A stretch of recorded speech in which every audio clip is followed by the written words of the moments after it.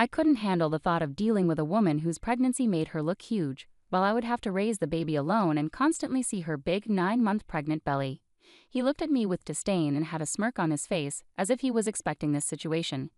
Even though I knew this would happen, I quickly went to my room and came back with some divorce papers. I showed them to Anon without hesitation. He looked shocked and asked, "What's this all of a sudden?" "Well, it was your idea. Just sign it quickly. I'll submit it tomorrow," I said. His face turned red from embarrassment and anger at my words. "Watch carefully. I'll make you regret how you've treated and looked down on me," I warned him. "My name is Helen. I'm 26 years old and a housewife. 2 years ago, I used to work for a mobile company. I met Anon, my boss, when I was 24. We quickly fell in love and got married.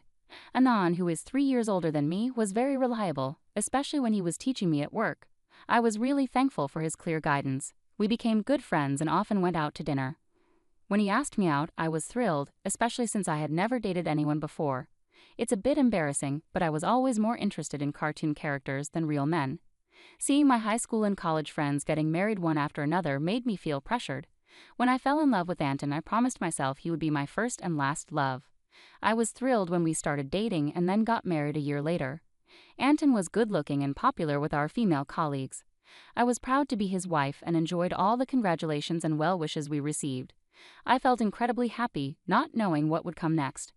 The day after we officially registered our marriage, I mentioned to Anton, "Now that we're married, you expect me to quit my job, right?" Anton surprised me with his response. "I've always wanted my wife to focus only on home matters. Don't worry, I can support us with my income," he said. "But this is so sudden. You never told me this before," I replied. Anton had never mentioned wanting me to quit my job before we got married. I had taken the job based on my father's advice, and quitting without notice didn't feel right. I wanted to explain, but Anton's silent gaze made me stop talking. "I should have told you earlier, but it's too late now. Starting tomorrow, you don't need to go to work. I'll take care of the handover," Anton said. The news that I had to start staying home from work the next day hit me so suddenly that I felt dizzy. But Anton's decision was final, and since he had been my boss, I couldn't argue. Even though I had to leave my job without a proper goodbye, I was committed to making our marriage work. I focused on household tasks and tried hard to meet Anton's expectations. I cooked meals, especially his favorites, hoping for some recognition. Even though Anton never commented on the food, I longed for a bit of appreciation, especially after giving up my job and losing my previous recognition. One day I asked Anton, "Is my jacket clean? I have an important meeting tomorrow." "Yes, of course," he replied, showing his old-fashioned and commanding side. I reminded myself how lucky I was to be married to him and tried to meet his expectations. Without a personal income, I relied on Anton for everything. Our relationship often felt more like a boss and an employee than a husband and wife, but overall, our married life was relatively smooth. One day I fell ill and couldn't get out of bed. Feeling too weak to do housework, I planned to catch up on it the next day. Anton came into the room and, looking angry, demanded, "What are you doing? Get up and make some food," while kicking the blanket off me. I explained, "I'm sorry, I'm not feeling well." Instead of understanding, Anton scowled and said, "You don't work, and you're lying down just because you're a bit sick." Pathetic.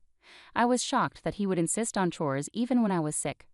I never expected him to be like this before we got married. Maybe I should have noticed, but it was too much. I ended up doing the chores while crying.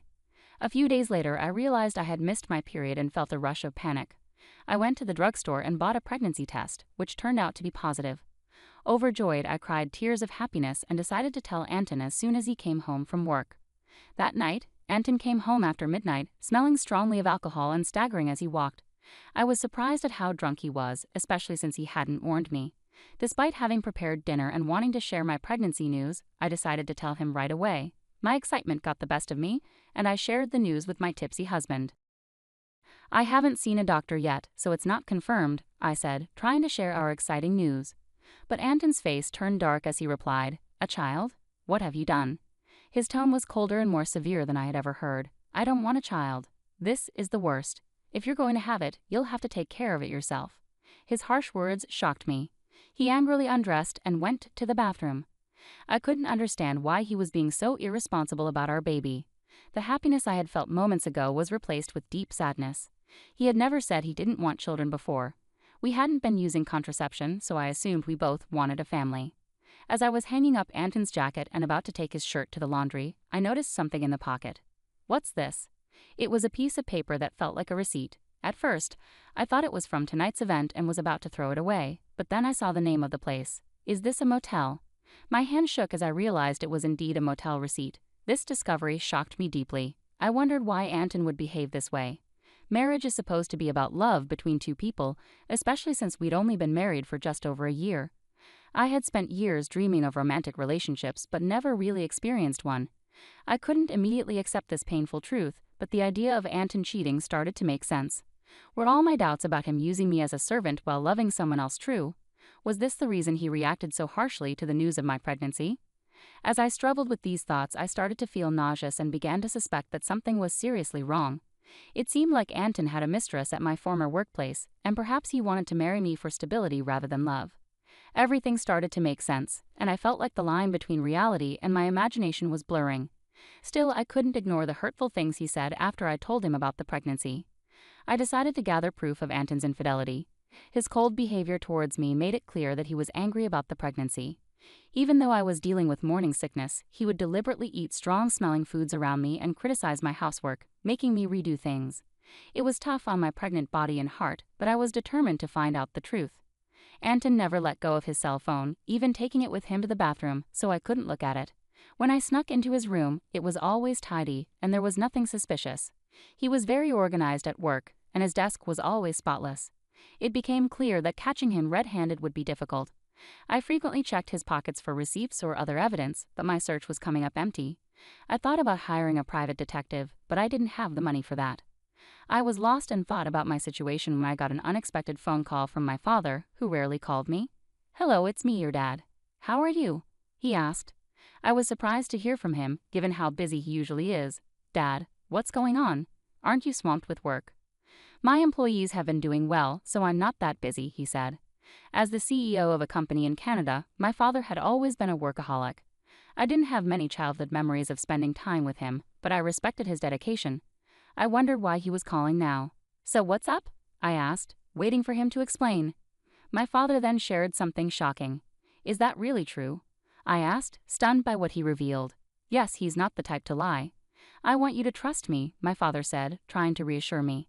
At first, I was in shock and couldn't respond, but as I processed the information, I felt a sense of relief. "Thank you, Dad. I'll do my best," I said gratefully before ending the call. My investigation was finally showing results, and I felt a mix of relief and anger because of the ongoing tension with Anton. Despite being pregnant, Anton remained distant, which only deepened my resentment towards him. Months went by, and our relationship stayed strained. Then something happened that shattered our life. As I approached my 9th month of pregnancy, I lived in constant fear around Anton, trying to avoid him and leading a quiet, restricted life. One evening, while serving dinner as usual, Anton came home, and we sat at the dining table. As I ate silently, Anton suddenly slammed his fork down. "What is this? It's tasteless," Anton yelled, throwing the food I had cooked onto the floor. I was shocked by his outburst and struggled to understand what was happening. My frustration grew as I saw my meal discarded. Anton complained that my cooking had been bland recently, but I had been using less seasoning to make the meals healthier for everyone during my pregnancy. If he didn't like the taste, he could have added some salt himself. There was no need to throw the food on the floor. As I was about to speak up, Anton sneered and made a hurtful remark. "I don't want a woman with a belly like a monster. You'll have to raise the kid by yourself," he said with malice and a cruel smile. I had feared this day might come, though I had hoped for a different outcome. Quickly, I went to my room, grabbed some documents, and returned to show them to Anton. "Here are the divorce papers," I said, pushing the documents towards him. Anton looked stunned and asked, "What the hell? What's this all of a sudden?" "Well, it was your idea. Just sign it quickly. I'll submit it tomorrow," I said. I had been thinking about divorce ever since I suspected Anton's infidelity. With a baby on the way, I wasn't sure if I could manage on my own, but now I had a new plan. My determination seemed to anger Anton. His face turned red with rage. "Just wait. I'll make you regret every moment you looked down on me and tried to control me. Do you think you can manage without me? You'll have a baby to care for, and you'll regret it." I stayed firm and unshaken. "I'll be fine. Don't worry about me," I assured him. Maybe annoyed by my resolve, Anton grabbed the divorce papers and started filling them out. "Here you go. If this is what you want, it's yours," he said. "Thank you," I replied. Anton probably didn't think I would actually go through with it, as he handed the papers over without much fuss. The next day, I submitted the divorce papers and left the house. I knew he'd be surprised when he came home from work to find out. After that, I moved to my parents' home. My father had returned to the US from Canada and suggested I stay with them. It was the right choice for me as I was fed up with life with Anton. I was deeply grateful to my father for his support. On the day I left our home, Anton called me 3 times, but I ignored each one. Eventually, he stopped calling. It became clear that I meant very little to him. He was probably happy with his mistress and might even be planning to remarry. I decided to move on from Anton. 6 months later, I had a baby who was born safely, and I was living happily with my parents. While enjoying this peaceful life, Anton called me again. At first, I ignored his calls, but after he persisted, I had no choice but to answer. "Hello, what do you want now?" I asked, tired of his calls. "Hey, what's going on? Why were you on that show? And since when are you the daughter of a CEO with millions of dollars?" Anton's voice was filled with surprise and anger. It turned out he had seen a TV show about my family's lifestyle, which aired after I moved back with my parents. After returning to my family's home, I was approached by a TV station because of my father's role as CEO of a major global tech company. The show featured the luxurious lifestyle of CEO families, and they filmed at our house, discussing our family's wealth, which was estimated at around $10 million. I never expected Anton would see that show, but the reach of television is truly powerful. "Oh, by the way, I didn't mention that I inherited $33 million, which is why I was able to divorce you," I said. My father had told me about this inheritance, and it gave me the confidence to live comfortably even after leaving Anton. Anton's reaction was immediate and furious. "What? That's unfair. Why didn't you tell me about this before? Half of it is mine, right? Give me the money now." I replied calmly, just as I suspected after seeing the show. All you can think about is getting money from me. Gifts from parents aren't included in the property division, and don't forget your own actions. Anton looked confused and asked, "What are you talking about?" "I'm tired of your anger, Anton. You called me. You should know you can't blame me for what you did. You cheated, didn't you? With your new wife, who's a junior from your company? You started seeing her even before we were married," I said. Anton was clearly shocked by what I knew. I finally had the upper hand. "Did you think I wouldn't find out? My father has many connections in your company, and one of them told me about your affair. I haven't mentioned it before, but I will be demanding child support," I declared. Anton, still in denial, argued, "Stop kidding. Why should I pay child support? It's all your fault. You got pregnant on your own and didn't keep up with the housework. It's your fault." I was stunned by Anton's refusal to take responsibility and his blame shifting. I couldn't believe I had ever been married to someone so unreasonable. It was clear I had made the right decision to leave him. "Anton, I'm broke. My wife spent all my money, and now I'm in debt," he lamented, but I wasn't moved by his pleas. I was angry and incredulous at his refusal to acknowledge his mistakes. I had no desire to deal with someone so unreasonable ever again. Gripping my phone tightly, I prepared to end the conversation. "What are you talking about? Do you even realize how ridiculous you sound? I never want to deal with you again. I'll have my lawyer handle the child support. Don't call me again, and you won't see the child anymore. Goodbye." After expressing my frustration, I quickly hung up the phone. I blocked Anton's number, took a deep breath, and felt a sense of relief. It was over now, and I hoped I wouldn't receive any more calls from him. I was determined to protect my peaceful life. Just then, I heard my baby crying from the other room and rushed to comfort them. It turned out that Anton started paying child support every month. A former colleague of mine mentioned that Anton's new wife was a big spender, and he ended up using debts to cover his living expenses. It seemed Anton had hoped to get a share of my inheritance by reaching out to me, but since he didn't get any money from me, he was now facing more expenses than his income could handle. He struggled, possibly because things were going poorly or because he couldn't stand being looked down upon by his colleagues. Adding to his troubles, he only started searching for a new job after leaving his previous one, which led him to financial difficulties. Hearing this didn't make me feel sorry for him. I felt he deserved the hardships he was facing. The harsh words and cold behavior he showed me were unforgettable, and I hoped he got what he deserved. Meanwhile, I'm enjoying life with my parents and my baby.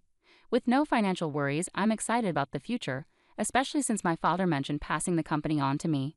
I'm ready to work hard, just like my dedicated father.